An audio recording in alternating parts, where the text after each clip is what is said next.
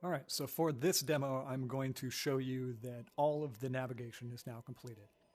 And what I mean by that is we can travel between all three stations, and all of the stations will update, all of the signage will update, and the map system will update. So one thing you might notice already is that the station is different. Now we have uptown trains on one side, and we have downtown trains on the other. So now you don't have to teleport across any tracks in order to get to the train you want, which is much, much better. So as you can see, we are on the number 7 line, which is purple. So all the lines on the walls are purple. If we change levels by going down, all of that gets updated. We're now on B. Walls are pink, and all the signage is updated. So I'm going to go back to where we were. Also, the exit becomes available if you're at the station that is your destination. Then the exit sign becomes available, and that's when clicking on that would complete this simulation. So let's get on a train. All right, so intensity level is currently set on maximum, which is 10. Closing doors, please.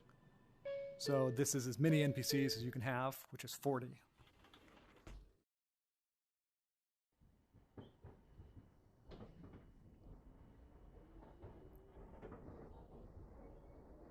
So there's our map.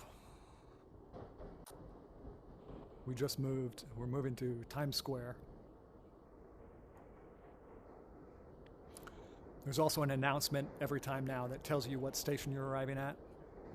You can hear it if you turn up your speakers loud enough. It's much louder for me. It's just because I'm recording my own voice. 42nd Street station. That it's not as loud for you. So we've reached Times Square. Everything's been updated, as you can see. All the names for the station are updated. And this shows closing doors, please. this shows all of the available lines for this station. And then if we look at these signs, these tell you which direction that you need to go, up or down, in order to reach whatever lines you want. So this is an end station. You can tell because there's not a train on the other side. The train that arrived just left, and if we were on it, then it would become the opposite direction. So I think we came south to get here, so it just became a northbound train if we would have been on it. So what I want to do is I want to go down to the S.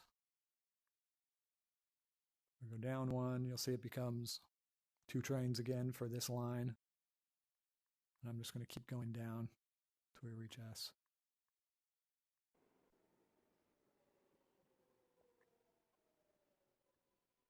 One more. There's 2 trains here. When I go down, S is a single line. So you can't go any lower than S, so we see a gate, and there's only 1 train here. So I'm going to get on this train, we're going to ride it to the other side, and that will be the north train, or northbound station. So there's 3 stations in total. Stand clear of the closing doors, please. There's a north end station that only has 1 train. There's a south end station that only has 1 train. And then there's the station that we started in that has trains going both directions. So we're now going from the south station to a north station because we're on the S line. And the S line... Oh, we're going to south because the S line only travels between these 2 stations and they're both ends.